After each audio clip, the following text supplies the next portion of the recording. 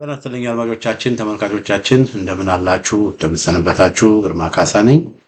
ይህ ዋሜራ ነው።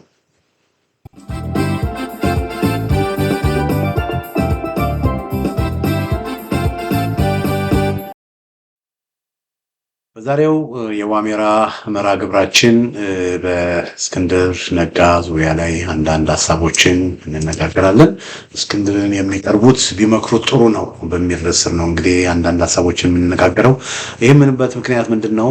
ያው የእስክንድር ነጋ ጉዳይ እየደጋገምን የምናነሳው እስክንድር ነጋ በአሁኑ ጊዜ በፋኖ አንድነት ዙሪያ ላይ የፋኖ አንድነት እውን እንዳይሆን እንደ አንዱ ውስብስብነት እንዲፈጠር ካደረጉ ሰዎች መካከል አንዱ ስለሆነ ነው እና በሱ ምክንያት መስማማት ስላልቻሉ አንዱ ሌሎችም ጉዳዮች አሉ፣ ሌሎችም መፈታት ያለባቸው ጉዳዮች አሉ። አንዱ ጉዳይ ግን የፋኖ አንድነት እውን እንዳይሆን አንዱ እንቅፋት የሆኑ ነገር ቢኖር ግን የእስክንድር ነጋ ጉዳይ ነው እና እስክንድር ነጋ በተለይ በሸዋ ነው ያለው እና በሸዋ በተለያዩ መንገድ እስክንድር ነጋ ለመከታው ማሞ ላይ ተጣብቆ እነ መከታው ማሞ እስክንድር ነጋ ወይም ሞት የሚል አቋም ነው የያዙት።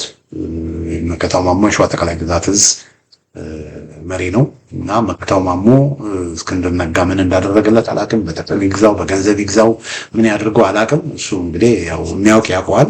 ሆኖም ግን በጭራሽ ምክንያቱ ለምን እንደሆነ በማይገባኝ መልኩ እስክንድር ነጋ አመራር ካልሆነ ኃላፊነት ካልተሰጠው አንቀበልም የሚል አቋም ይዞ ብትር አቋም ይዞ ይሄ ሂደት ወደፊት እንዳይሄድ እንቅፋት የሆነው አንዱ መከታው ማሞ ነው እስክንድር ነጋ ምክንያት እና እኛም ብዙዎቻችን የምንለው እስክንድር ነጋ ታዲያ በዚህ ምክንያት ለምንድን ነው መሰናክል የሚሆነው? እሱ ከትግሉ ይበልጣል ወይ? ከህዝብ ይበልጣል ወይ? ከሀገር ይበልጣል ወይ? በሱ ምክንያት ይሄ ነገር ወደፊት መሄድ ካልተቻለ በሱ አመራር መሆን ብዙዎቹ ካልተስማሙ መከታው ማሞ አመራር መሆን አለበት ሞቼ ይገኛሉ የሚል አቋም ከያዘ በጭራሽ እሱ ደግሞ አመራር ከሆነ እኛ ከአንድነቱ እንወጣለን የሚል አቋም ሌሎች ከያዙ በተለያየ ምክንያት እሱ ለምን ራሱን ገለል ያደርግ? እልህ ውስጥ ገብቶ ለምንድን ነው በፋኖና በፋኖ መካከል መናቆር እንዲኖረው አለው የሚያደርገው በሚል በተደጋጋሚ እስክንድር ነጋ ላይ እስክንድር ነጋን ተማጽነነዋል፣ እስክንድር ነጋን ተችተነዋል፣ አውግዘነዋል። ይህንን ለምን ያደርጋል በሚል ማለት ነው እና እስክንድር ነጋ በዚህ በሸዋ በተቀመጠበት ጊዜ በጣም በርካታ ጥፋቶች፣ በርካታ ስህተቶች፣ በርካታ ችግሮች ነው የፈጠረው። በርካታ ስህተቶች በሱ ምክንያት ወገኖች ደም ፈሷል። በሱ ምክንያት ዜጎች ሞተዋል። ስለሱ በሸዋ ምድር መራቤቴም ሌላ ቦታ ስለ እስክንድር ነጋ የሚሰጡትን አስተያየቶች የምሰማውና የሚነገረኝን በነገራችሁ ተደነብ። አሁንም ደግሞ ችግር ውስጥ እየከተተን ያለው እሱ ነው በሚል በሱ ላይ ያለው ቢተርነስ ልነግራችሁ አልችልም። ስለዚህ ከዚህ ሁሉ ለምን ይሄ ሰው ሰከን ብሎ ለምን የጥሞና ጊዜ አይወስድም? ለምን በሰዎች ጥርስ ውስጥ ይገባል በሚል ራሱን ገለል እንዲያደርግ በምክር በሉ ወገዛ በሉ ያላልነው ነገር የለም። ብዙ ሞከረ። ነገር ግን እስካሁን ምንም እስክንድር ነጋ የሚሰማው ነገር የለም እና በሱ ምክንያት እነ መከታው ማሞም እየተበሉ ነው። በእስክንድር ምክንያት እነ መከታው ማሞም እየተበሉ ነው። እነ መከታው ማሞም ራሳቸው ችግር ውስጥ እየገቡ ነው በእስክንድር ምክንያት። ስለዚህ እስክንድር ብቻውን አይደለም፣ አብሮት የነበሩ በገንዘብ የገዛቸውን በገንዘብ የያዛቸውንም ሰዎች ይዞ ገደል ውስጥ እየገባ ነው። አሁን መከታው ማሞ አስታውሳለሁ ከአንድ ዓመት በፊት ለምሳሌ ከአንድ ዓመት ተኩል ምናምን በፊት ልክ አፋሕድ ከመቋቋሙ በፊት ታስታውሱት ከሆነ አቶ አሰግድ መኮንን በአገዛዙ ይያዛል። አቶ አሰግድ መኮንን የቀድሞ የአማራ ፋኖ በሸዋ መሪ በአገዛዙ ይያዛል እና ከተያዘ በኋላ ኢንጂነር ደሳለኝ ሲያስብ ሸዋ አመራር ይሆናል እና ኢንጂነር ደሳለኝ ሲያስብ ሸዋ አመራር በሚሆንበት ጊዜ የተወሰኑትን ሰዎች አስታውሳለሁ አነጋግሬ ነበር። እናንተ አሁን መከታው መሪ ቢሆን ችግር አለባችሁ ወይ እየጠየቅኩ አፋሕድን ትቶ ከመጣ እስክንድርን ትቶ ከመጣ ራሱን ከእስክንድር ከለየ መከታው መሪ ቢሆን ችግር የለብንም ማለት 3 የአማራ ፋኖ በሸዋ አመራሮችን አነጋግሬያለሁ። ከእስክንድር ከተለየ መከታው መሪ ቢሆን ችግር የለብንም፣ መከታው ጋር ምንም ችግር የለብንም ያሉት እና ብዙዎቹ በሸዋ ውስጥ ያሉ የፋኖ አመራሮች እና ደሳለኝም ሌሎችም በመከታው ማሞ ላይ ብዙዎቹ ችግር አልነበረባቸው። ግን ሰው ነው፣ ጥሩ ሰው ነው፣ ምናምን ጥሩ አመለካከት ነው የነበራቸው። ነገር ግን አሁን ስለ መከታው ራሱ የሚነገረው ነገር ልነግራቸው አልችልም። መከታው ወንጀለኛ ነው፣ ነፍሰ ገዳይ ነው እየተባለ ነው እየተሰሰ ያለ። ስለዚህ መከታው ማሞ የሱንም ክሬዲቢሊቲ የሱንም ተቀባይነት የሱንም ተአማኒነት በእስክንድር ምክንያት ገደል ውስጥ እየከተተው ነው እና አበበ ጢሞ ነጋሽ ምንተስኖት እነዚህ በሙሉ የሸዋ ጠቅላይ ግዛት ውስጥ የነበሩ ሰዎች የተከበሩ ሰዎች በእስክንድር ምክንያት ከእስክንድር ጋር ሆነ አፋሕድ ብለው በሸዋ ምድር እየፈጸሙት ባለው ነገር በአፋሕድ ምክንያት በሸዋ ምድር እየፈጸሙት ባለው ነገር ተቀባይነታቸው ማሽቆልቆል አይደል፣ በጣም እየተጸሉ ነው የመጡት። ስለዚህ እስክንድር ነጋ አብሮት ያሉትንም ሰዎች አብሮ ይዞ ገደል ከሚገባ እሱንም ይዞ ገደል ከሚገባ ምን አለ ይሄ መሪ ካልሆነ አመራር ካልሆነ መኖር አይችልም እንዴ? ምን አለ ራሱን ትንሽ ገለል ቢያደርግ የጥሞና ጊዜ ቢኖረው በሚል ብዙ ሞክረናል፣ ግን ሊሰማ አልቻለም። ስለዚህ አሁን እንግዲህ የምለው ምንድነው እስክንድርን የምትቀርቡ ሰዎች እነ ሻለቃ ዳዊት ወልደ ጊዮርጊስ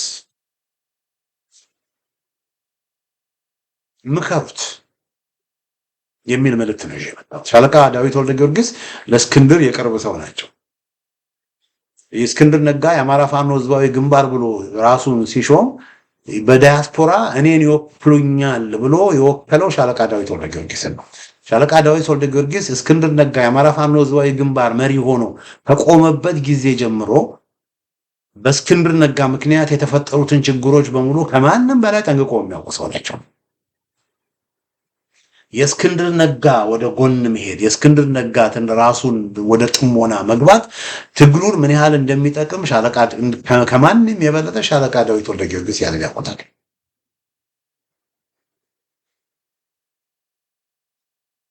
በዲያስፖራ በእስክንድር ምክንያት የተከሰተውን ቀውስ ከማንም በላይ ሻለቃ ዳዊት ወልደ ጊዮርጊስ ያውቃል።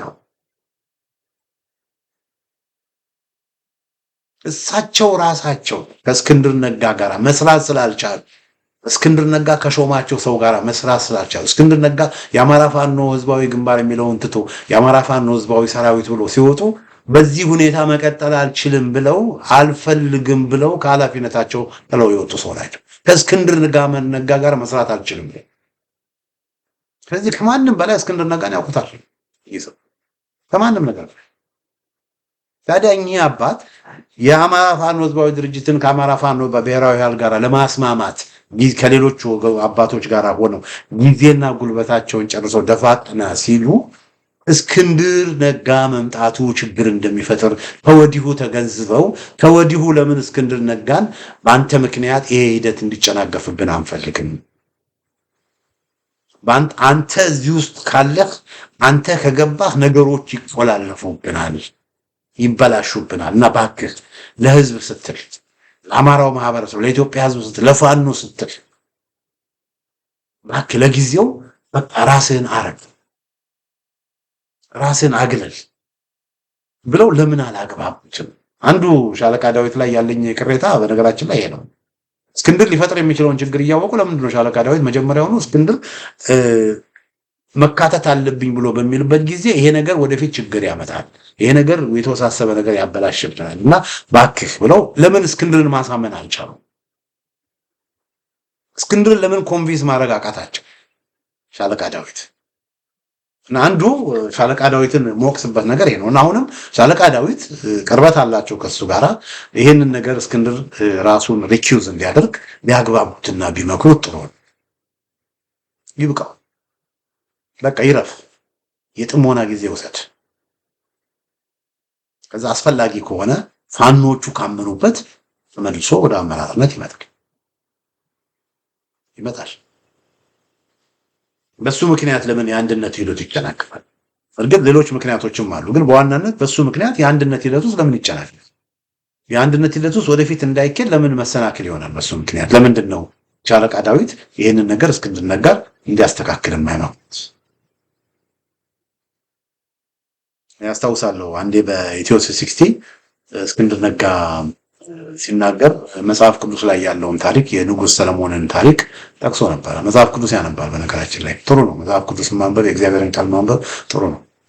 የሰው ልጅ በእንጀራ ብቻ አይኖርም ከእግዚአብሔር አፍ በሚወጣ ቃል እንጂ ተብሎ እንደተጻፈ ጥሩ ነው የእግዚአብሔርን ቃል ማንበብ። ውስጣችን ለትምህርትም ለወቀሳም ለብዙ ነገርም ንስሐ እንድንገባም ለማድረግ የእግዚአብሔርን ቃል ማንበብ በጣም ጠቃሚ ነው እና የእግዚአብሔርን ቃል ያነብ በዛ ኮሜንት አደረኳል፣ አበረታተዋለሁ እና ያነበበውን አንድ ጥቅስ ጠቀሰ። ምንድነው? ንጉሥ ሰለሞን እግዚአብሔር ንጉሥ ሲያደርገው በአባቱ በዳዊት ምትክ እግዚአብሔር ንጉሥ ሲያደርገው ከዛ ታላቁን ቤተ መቅደስ ከገነባ በኋላ እግዚአብሔርን አንድ ነገር እግዚአብሔር ምን እንዳደርግልህ ትፈልጋለህ ብለዋል።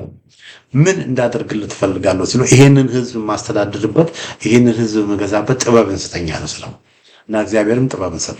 እና ጠቢቡ ሰለሞን የሚባለው በዛ ምክንያት ነው። እግዚአብሔር ጥበብን ስለተቀበለ ሰለሞን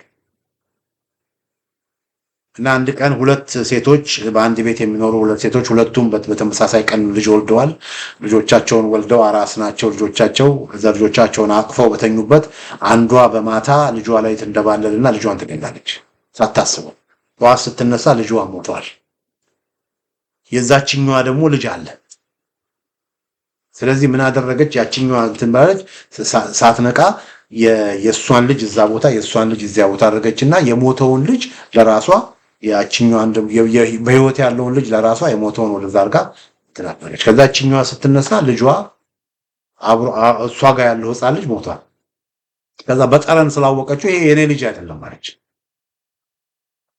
በኋላ ወደ ክስ ሄዱና ጉዳያቸው ወደ ንጉሥ ሰለሞን ጋር ቀረቡ እና ንጉሥ ሰለሞን ጋር ቀረቡ። ንጉሥ ሰለሞን ጋር በዛም ጋር መጽሐፉ እንደሚል ንግስት ሳባም እዛ ከጎኑ ነበረች ይባላል እና እዛ ቀርበው አዩ ሁሉን ነገር የኔ ልጅ ነው ተባብሎ ተሟገቱ።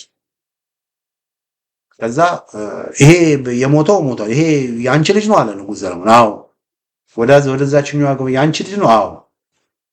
ይሄ እንግዲያውስ ልጁን እዚህ መካከል አስቀምጡ፣ ይሄ ልጅ የሁለታችሁም ስለሆነ ወታደሩን ጠራና ለሁለት በሰይፍ ቁረጠውና አንዱን ለዛች አንዱን ለዛች ሰጣለ። የዚህን ጊዜ ልጇ መሆኑን የምታውቀው እውነተኛዋ እናት ልጄ ከሚሞት በቃ የሷ ነው ትሰደው አለች። ልጇ እንደሆነ ለልጇ ስትል ልጇን አሳልፋለች። ልጇ ከሚሞትባት ይደለም በሌላ ሰው ይደግ፣ በኔ ቅፉስ ማደግ የለበትም፣ ልጄ በህይወት ይኑር እንጂ በሌላ ሰው ይደግ ብላ ልጇን አሳልፋ ሰጠች። ያችኛው አግደል ይቆረጥ እና ግማሽ ሲሰጥል ከዛ ንጉሥ ሰለሞን በቃ ያንን አየና ልጁን ወሰደና ለዛችኛው ለእውነተኛ እናቷ ሰጠ። ያቺ ተፈረደባት። አያችሁ፣ ለልጇ ስትል ልጇ በህይወት እንዲኖር ስትል መስዋዕትነት ለመክፈል ተዘጋጀች። ይደለም ልጄን ትውሰደው፣ ልጄ ከሚሞትብኝ ልጄን ትውሰደው አለች። ለትልቅ ዓላማ ራስን መስዋዕትነት ማቅረብ ማለት ይሄ ነው እና ይሄንን ምሳሌ እስክንድር ነጋ ኢትዮ 360 ላይ ጠቅሷል። እና አሁንም ያ የጠቀሰበት ኮንቴክስት ኮምፕሊትሊ የተለያየ ነው። እኔ አሁን ይሄንን ምሳሌ ለእስክንድር ነጋ ማቅረብ ፈልጋለሁ። ሻለቃም ይሄን መናገር ፈልጋለሁ። ጦርነቱ ማለቅ አለበት። የፋኖ አንድነት መጠናቀቅ አለበት። ፋኖ ስትራቴጂክ የሆነ ኦፕሬሽኖችን ማድረግ መጀመር አለበት። የሸዋ ፋኖች አንድ መሆን አለባቸው። በእስክንድር ነጋ ምክንያት ለምንድን ነው ይሄ ትልቁ ነገር የሚጎተተው? ለትልቁ ነገር ሲል ለትልቁ ዓላማ ሲል እስክንድር ነጋ ምን አለ አመራር መሆኑን ቢተው ምን አለ? ለፋኖች አንድነት ሲባል ለሸዋ ፋኖች አንድነት ሲባል ጦርነቱን በአጭር ጊዜ ለመቋጨት ሲባል የህዝቡን ስቃይና መከራ ለማሳጠር ሲባል ምን አለ እስክንድር ነጋ አመራር ባይ? ያቺ ሴት ልጄ ከሚሞት ልጄን ትውሰድ ብላ ልጇን ለመስጠት እንደተዘጋጀችው ራሱ እስክንድር ነጋ የጠቀሰውን ጥቅስ አስታውሶ ምን አለ እሱን ታሰራ አልተባለም፣ ተገደል አልተባለም። የተባለው ለጊዜው አመራር አትሁን የተባለው ፋኖም አትሁንም አልተባለም። ፋኖ ሆኖ እዛው ቦታ ሆኖ እኮ በእንግሊዝኛ ጥሩ ይጽፋል። ያን ኢትዮ ሚዲያ ላይ በየሳምንቱ የሚጽፋቸው የነበሩት አውዶች በጣም አሪፎች ነበሩ። እዛ ኢትዮ ሚዲያ ላይ ሆኖ እኮ የተለያዩ ጽሁፎችን እኮ መጻፍ ይችላል። ለአልጃዚራ፣ ለቢቢሲ፣ ለተለያየ መንገድ አፔሎችን፣ ኮለምኖችን እኮ መጻፍ ይችላል። በእውቀቱ በችሎታው እኮ አመራር ሳይሆን ልክ አሁን እኔ ለምሳሌ የፋኖ አመራር ፋኖ አይደለሁም፣ የፋኖ አባል አይደለሁም። ውጭ ሀገር ያለን የፋኖ ደጋፊዎች የፋኖ አባል አይደለም። ግን በራሳችን መንገድ የፋኖን ትግል እየደገፍን ነው አይደል እንዴ? እስክንድር ደግሞ እዛው ሜዳ ላይ ካለ እዛው ሜዳ ላይ ሆኖ እኮ የፋኖን ትግል እኮ መደገፍ ይቻላል። እንደ አንድ ፋኖ አመራር ሳይሆን ምን አለ ያንን ቢያደርግ እና ይሄንን ነው ለሻለቃ ዳዊትም ምለው እስክንድር ነጋን ይቅረቡት፣ ያነጋግሩት፣ ሲሪየስሊ ያነጋግሩት።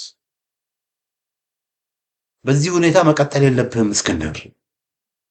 ሌላው ቢቀር ለእኛን ስማን፣ አሁን እንኳን እኛን ስማን ብለው ያነጋግሩት። መጀመሪያውኑ እሱን ማምጣት አልነበረባቸውም ሻለቃ ዳዊት። ይሄ ሁሉ ችግር እንደሚፈጠር ሻለቃ ዳዊት መጀመሪያውኑ ማወቅ ነበረባቸው። እሱን ማምጣት አልነበረባቸውም። በእስክንድር ነጋ ላይ ብዙ ፋኖ አመራሮች ሁሉ ሳይቀር ያላቸውን አመለካከት ጠንቅቀው ያውቃሉ። ለምንድን ነው እሱን አምጥተው እንደገና በስብሰባ እንዲጋጩ ፋኖች የሚያደርጉት? ሻለቃ ዳዊት ስህተት ነው የሰሩት እና አሁንም ከዚህ ስህተታቸው ሻለቃ ዳዊት ታርመው እንደ ወዳጅ አንድ ለአንድ ዋን ቱ ዋን እስክንድር ነጋ ያነጋግሩትና እስክንድር ነጋ ከኃላፊነቱ አመራር ካልሆንኩ ከሚለው ግትር አቋሙ እንዲሄድ እንዲርቅ ቢያደርጉት ጥሩ ነው የሚል እምነት አለኝ። ሌላው ወዳጆቹ እዚህ ጋር የምታዩዋቸው ናቸው። እዚህ ጋር እስክንድር ነጋ እቺ እህታችን ቀለብ ስዩም ናት፣ አስቴር ስዩም ትባላለች። በዛ በኩል ደግሞ ያሉ ወንድማችን ስንታየው ቸኮል ይባላል። እና ቀለብ ስዩም ስንታየው ቸኮልም በነገራችን ላይ በጣም የማከብራቸው በጣም የማደንቃቸው በጣም ትላልቅ ሰዎች ናቸው። እና ቀለብ ስዩም ያው የአፋብኃ ደጋፊ ናት። ከዚህ በፊትም ብዙ እንደጣረች ብዙ እንደደከመች አውቃለሁ። ስለዚህ እሷ ላይ ብዙ ምለው ነገር አይኖረኝም። ስንታየው ቸኮል ግን አሁን ብሎግ አለው፣ ጽናት የሚባል ሚዲያ አለው። በጽናት ሚዲያም ስለ እስክንድር ብዙ ጊዜ ይናገራል፣ ስለ እስክንድር ብዙ ጊዜ ያወራል። አሁንም የምመክረው እስክንድርን ለእስክንድር የሚያስብ ከሆነ ስንታየው ቸኮል ለእስክንድር የሚያስብ ከሆነ ከስር ወደ ከአንድ ዓመት በፊት የጻፈውን ጽሁፍ ከግምት አስገብቶ እስክንድር ነጋ ለመሪነት እንደማይበቃ የመሪነት ብቃት እንደሌለው በደንብ ተናግሯል። ስለዚህ ያንን እውነታውን ደግሞ እንደገና በማቅረብ በተቻለ መጠን እስክንድር ነጋ እንደ ቅርብ ወዳጁ እንደ ቀድሞ አጋሩ አብሮት ብዙ ነገር በእስር ቤትም እንዳደረገ የድርሻውን እንዲወጣ በዚህ አጋጣሚ ይጠይቃል። እስክንድር ላይ የሚነሱ ጥቃቶችን፣ እስክንድር ላይ የሚነሱ ኮንደምኔሽኖች፣ ወገዛዎችን ለመመከት ከመሞከር ይልቅ እስክንድር በዚህ ልክ አሁን እስክንድር እየተባለ ያለው እስክንድር ላይ እየቀረበ ያሉ ክሶች፣ ተቃውሞዎች ምክንያት እንዳላቸው ስንታየው ቸኮል አውቆ እንደ ቀድሞ ወንድሙ እስክንድር ነጋ አደብ እንዲገዛ ልቦና እንዲከፈት የጽሞና ጊዜ እንዲኖረው ቢያግባባው ጥሩ ነው የሚል እምነት አለኝ። እንደ ቀድሞ ወዳጁ ለእስክንድርም የሚበጀው ያን ብዙዎቻችን እስክንድርን ያን እንዲያደርግ ነበር ስንነግረው የነበረው። ያንን ባለማድረጉ በእስክንድር ላይ ያለው ተቃውሞና አንገር ቢተርነት እየጨመረ እስክንድር ነጋ ምን እየተባለ እንደሆነ ስንታየው ቸኮል ያውቋል። ለዚህም እኮ ስንታየው ወጥቶ እስክንድርን እንዲምትሉት እስክንድር እንዲህ አይደለም እኔ እስክንድርን አውቀዋለሁ ብሎ እኮ እስክንድርን እኮ ለመመከት እስከ መድረስ የደረሰበት ምክንያት እኮ በዚህ ሁሉ ናዳና የሆነ ውርጅብኝ እስክንድር ላይ እኮ የቀረበው እኮ ያለ ምክንያት አይደለም። ስለዚህ ይሄ ነገር እየተባባሰ ነው የሚመጣው።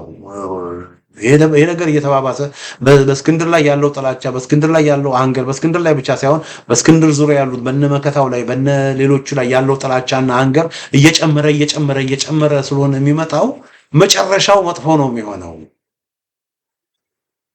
ራሱ ስንታየው ምን አለ? አሁን እስክንድርን ማግለል ከተጀመረ ነገ እስክንድርን ሊገሉት ይችላሉ ብሎ ብሏል። ወደዛ ደረጃ ከመሄዱ በፊት ምንድነው መደረግ ያለበት? ግሬስፉል ኤግዚት ያስፈልጋል። አዎ ነገሮች እየከረሩ ነው። ስንታየው ይሄን ማወቅ አለበት። በእስክንድር ምክንያት የብዙ ፋኖች ህይወት አልፏል። የነጋሽ ተስፋዬ መካሻው ህይወት አልፏል። በብዙ ፋኖች ኑሮ ተበላሽቷል። በሸዋ ብዙ ጉዳት ደርሷል በእስክንድር ነጋ ምክንያት። አንተ ማታውቅ ከሆነ ደውል፣ መራቤቴ ደውል፣ መንዝ ደውል፣ ጠይቅ። ስለዚህ ይሄ ነገር በእስክንድር ላይ የሆነ ያለው ነገር በነመከታው ላይ የሆነ ያለው ነገር እጅግ በጣም እየከረረ ነው። እኔ በግሌ እስክንድር ነጋ አመራር ሆኖ ኢቭን መከታው ማሞም የሸዋ መሪ ሆኖ ቢቀጥሉ ያ መሆን አለበት የሚል ሐሳብ ሳቀርብ የነበርኩ ሰው ነኝ እስከ ቅርብ ጊዜ ድረስ። ከ6 ሳምንት ከ2 ወር በፊት እስክንድር ነጋ የውጭ ግንኙነት ኃላፊ ሆኖ በሙያዊ ስራ እያልኩ ምናገርና መጽፍ የነበርኩ ሰው ነኝ። ነገር ግን ያንን ካደረኩ በኋላ የሰውን ሪአክሽን አየሁት። በሸዋ ምን ያህል በእስክንድር ላይ ያለው ስሜት ምን ያህል የከረረ እንደሆነ አየሁት። ብዙ በእስክንድር ነጋ ምክንያት የተደረጉ ወንጀሎችንም ግፈንም መረጃዎች ደረሱኝ። ስለዚህ እስክንድርን ይዞ መቀጠል ትልቅ ችግር እንደሚፈጥር ገባኝ። እስክንድር ላይ ብዙ የሰራቸው ስህተቶችን ቢኖሩ ስንታየው እንዳለው ከዚህ በፊት ያደረጋቸው ጥሩ ነገሮችን ከግምት በማስገባት በቃ ይቅር በይቅርታ መንፈስ በቃ ይሄን ኃላፊነት ይሰጠውና ይቀጥል የሚል እምነት የነበረኝ፣ እስክንድር ይገለል የሚል እምነት ያልነበረኝ። አመራር ሆኖ ይቀጥል። ከዚህ በፊትም አፋህድን ሲያቋቁም አፋህድ መሪ ነኝ ብለህ ችግር አትፍጠር፣ የአፋህድን ሊደርሺፕ ዲዞልቭ አድርግና የግሩፕ አመራር አንተም አመራር የሆንክበት አመራር ይኖር ብዬ ነው ስናገር የነበረው እንጂ አንተ ወተህ ሌሎች ይምጡ የሚል ነገር ተናግሬ አላቅም ነበር። የኔ አቋም እንደዛ ነበር። ነገር ግን አሁን ሜዳ ላይ ያለው ሁኔታ የከፋ ነው። በተለይ የጋሽ ተስፋዬን ህልፈትና ግድያ ተከትሎ በእስር እያሉ መገደላቸውን ተከትሎ በእስክንድር ነጋ ላይ ያለው ስሜት፣ በመከታው ማሞ ላይ ያለው ስሜት በጣም የከፋ ነው። ስለዚህ የሚበጀው ይሄንን ነገር ለማርገብ ለስንታየው ቸኮል ለእስክንድር ነጋ የሚያስቡ ከሆነ እስክንድር ነጋ ከዚህ በፊት የሰራውን መስዋዕትነት የሚያከብሩ ከሆነ የሚበጀው እንደ ቀድሞ ወዳጆቹ ይምከሩት። ይደለም ነገሮችን አለዝ በቃ ውጣ፣ ፋኖቹ አንድ ይሁኑ፣ ውጣና ለብቻ ውጣ። ይኸው እስክንድር ምንም ስንታየው ቸኮልም ወጥቶ የለ እንዴ? የፋኖን ትግል ካደም ይኸው የፋኖን ትግል የአማራውን ትግል ለህልውና የሚደረገውን ትግል ተቀላቅሎ በሚዲያ እየሰራ አይደለ እንዴ? ስንታየው ቸኮል ቀለብስዩም እንደዚሁ ስራዋን ትሰራ የለ እንዴ? ከትግሉ አልወጡም። ቀለብስዩም ከትግሉ አልወጣችም። ስንታየው ቸኮልም ከትግሉ አልወጣም። እና የግድ እኮ ለመታገል እኮ አመራር መሆን እኮ ያስፈልጋል። ለመታገል የግድ አመራር መሆን የለብህም። በቃ ከዚህ ነገር ውጣ፣ በቃ እረፍት ውሰድ ብለው እነ ስንታየው ቸኮል ይምከሩት። ይሄንን ብለው እንግዲህ የእንትና ምንድነው በእንትን የእስክንድር ውሳኔ አሁን ያለውን ሂደት ያፋጥነዋል ከሚል እንጂ እስክንድር ስንታየው ቸኮልም መክረውት አልሰማ ካለ እነ ሻለቃ ዳዊትም መክረውት አልሰማ ካለ የፋኖ ትግል እንደው ይቀጥላል። አሁን በሱ ምክንያት እነ መከታው ማሞ ተቀባይነታቸው እየወደቀ በእስክንድር ምክንያት አፋህድ በሸዋ ውስጥ ተቀባይነቱ እየወደቀ ነው። በተለይ የጋሽ ተስፋዬ ህልፈትን ተከትሎ አፋህድ የሚለው ብራንድ ማለት ብልጽግና ማለት እኔም ጋር ልክ ብልጽግና እንደሚጠላው ነው አፋህድ የሚጠላው ውስጥ በሸዋ ጠቅላይ ግዛት እዝ እነ መከታው በሚመሩት በሸዋ ጠቅላይ ግዛት እዝ በአምደ ጽዮን ኮር የአጼ ዳዊት ክፍለ ጦር አለ። የአጼ ዳዊት ክፍለ ጦር ግማሽ በግማሽ የሚሆኑት የአጼ ዳዊት ክፍለ ጦር ፋኖች እስክንድርን አንፈልግም፣ አፋህድን አንፈልግም፣ መከታውን አንፈልግም ብለው ጥለው ወጥተዋል። እና ሌሎችም እንደዛ እየሆኑ ነው ይላል። ብዙዎቹ ጥለው የተወሰኑት በቃ ወደ ቤታቸው ይሄዳሉ። ወደ ቤታቸው በሚሄዱበት ጊዜ ያው እዛ ብልጽግና ስለሆነ ያለው ሚሊሻው ነው ይመጣል። ፋኖ የነበሩ ሚሊሻ የሆኑ ብዙ አሉ ልንገራችሁ። በአፋሕድና በነመከታው ተማራው ወንድሞቻችን ላይ አንተኩስም ብለው በቃ ወንድሞቻችን ላይ አንተኩስም፣ ይሄ የሸዋ ጠቅላይ ግዛት ዕዝ የህልውና ትግልን እየመራ አይደለም በሚል በፖለቲካ አመራሩ ተንገፍግፈው በፖለቲካ አመራሩ ተናደው ወደ ቤተሰቦቻቸው ሲሄዱ ቤተሰቦቻቸው ጋር ደግሞ ሲሄዱ ብልጽግና ስለሆነ ያለው እዛ ደግሞ ሲሄዱ በቃ በግድ አስገድደው ሚሊሻ ያደረጓቸው ፋኖች አሉ። ወደ አሳምነው ዕዝ ወደ ኢንጂነር ደሳለኝ ሲያሸዋ የገቡም የአማራ ፋኖ የሸዋ ጠቅላይ ግዛት ዕዝ ፋኖችም ብዙ አሉ። እና አሁንም ደግሞ የሸዋ ጠቅላይ ግዛት ውስጥ ሆነውም እያጉረመረሙ ያሉ የኮር አዛዦች፣ የክፍለ ጦር አዛዦች፣ የሻለቃ አዛዦች ብዙ ናቸው ወገኖች። ፋኖች ብዙ ናቸው እያጉረመረሙ ያሉ። አንድ ነገር ቢናገሩ ይረሸናሉ፣ አንድ ነገር ቢናገሩ ይታሰራሉ። መረሸንን ፈተው መታሰርን ፈተው ዝም ብለው ያሉዋል። እና ይሄ የሸዋ ጠቅላይ ግዛት የነመከታው አካሄድ እንዳልኳችሁ ነው። እስክንድር ነጋ ራሱን በቃ የጥሞና ጊዜ ልውሰድ ብሎ መከታው ማሞም ደግሞ ባደረገው ነገር ያው የሸዋ ፋኖ መሪ መሆን አይችልም፣ ለምን በእጁ ደም ስላለ። ነገር ግን በፋኖ ውስጥ የሚሰጠውን ኃላፊነት ተቀብሎ ለመቀጠል ፈቃደኛ ከሆነ እና የሸዋ ፋኖችን በዚህ ሁኔታ አንድ ማድረግ ከተቻለ እኔ ብዙ ነገሮች በእነ እስክንድር ላይ በእነ መከታው ላይ ያለው የከረረ ነገር በተወሰነ መልኩ ሊለዝብ ይችላል። ቢያንስ በዚህ ወቅት አደብ ገዝተው ከግትረነታቸው ለቀቅ ብለው የሸዋ አንድነት የፋኖ አንድነት እንዲመጣ እንቅፋት መሆናቸውን ከተዉ በተወሰነ መልኩ በእነሱ ላይ ያለውን ስሜት ሰው እንዲቀንስ የማድረግ ዝንባሌ ሊኖረው ይችላል። ግን አሁን ባላቸው ሁኔታ ግን ከቀጠሉ በእነሱ ስር አለን የሚሉ ሰራዊት በሙሉ ጥሏቸው ነው የሚሄደው። ስለዚህ በማንኛውም ጊዜ ደግሞ ለሚደርስባቸው ነገር ተጠያቂዎቹ እነሱ ራሳቸው ነው የሚሆኑት። ለምን? ከብልጽግና ተለይተው ስለማይታዩ ማለት ነው። ከብልጽግና ተለይተው አይታዩም። ነጋሽ ተስፋዬ መካሻውን አግቶ ማሳሰርና ማስገደል ማለት ፋኖችን መረሸንና እኛን እስክንድር ስለሚቃወሙ አፋርን ስለሚቃወሙ ፋኖችን መረሸንና መግደል ማለት ማስረሻ ሰጠ ሲባዛ 10 ማለት ነው። ስለዚህ ይሄን ማወቅ አለባቸው። በዚህ ሁኔታ እነ መከታውም እነ ሻለቃ እነ መከታውም እነ እስክንድር ነጋም በዚህ ሁኔታ ሊቀጥሉ አይችሉም። በእርግጠኝነት ነገራቸው በዚህ ሁኔታ ሊቀጥሉ አይችሉም። ወይ መስመር ይዛሉ ወይም ገለል ይደረጋል። የሚበጀው ግን መስመር ቢይዙ እና በእነሱ ምክንያት የፋኖ አንድነት ወደኋላ ተጎትቶ በእነሱ ምክንያት የሸዋ ፋኖ አንድነት ወደኋላ ቀርቶ የሚቀጥልበት ምንም ምክንያት የለም። እስካሁን በእነሱ ምክንያት የደረሰው ችግርና መከራ ይበቃል እና ለዚህ ነው ሻለቃ ዳዊት ወልደ ጊዮርጊስ ወንድም ስንታየው ቸኮል የሚሰማችሁ ከሆነ እንደ ቀድሞ ወዳጃችሁ እንደ ቀድሞ የቅርብ ሰዋችሁ የሚሰማችሁ ከሆነ ይሄንን ወንድም ምከሩት። መጽሐፉ ጆሮ ያለው ይስማ ልብ ያለው ያስተውል አይደለም የሚለው። ይሄ ወንድም ጆሮ ካለው ይስማ፣ ልብ ካለው ያስተውል። አለበለዚያ ግን አወዳደቁ በጣም መጥፎ ነው የሚሆነው። ለምን? አሁን ያለው ሁኔታ እጅግ በጣም ስር የሰደደ ነው እና የፋኖ አንድነት በቅርቡ ቀን እውን ይሆናል። እስክንድር ነጋ ፈለገም አልፈለገም፣ መከታው ማሞ ፈለገም አልፈለገም የሸዋ ፋኖች አንድ ይሆናል።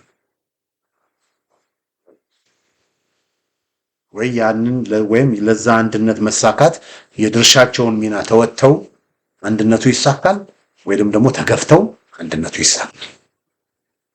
ለምን? ሰው ነክቷል። ስለዚህ ጨው ለራስህ ስትል ጣፍጥ አይደለም የሚለው መጽሐፍ ተረቱ፣ የአባቶቻችን ተረት ጨው ለራስህ ስትል ጣፍጥ። ስለዚህ እነ እስክንድር መከታው ለራሳቸው ሲሉ ቢጣፍጡ ይሻላቸዋል። እንግዲህ አድማጮቻችን፣ ተመልካቾቻችን እስክንድር ነጋን የሚቀርቡት ሰዎች ይምከሩት በሚል ርዕስ ያዘጋጀው ዝግጅት ይህን ይመስላል። በሌላ ጊዜ በተመሳሳይ ፕሮግራም እስክንገናኝ ደህና ሁኑ።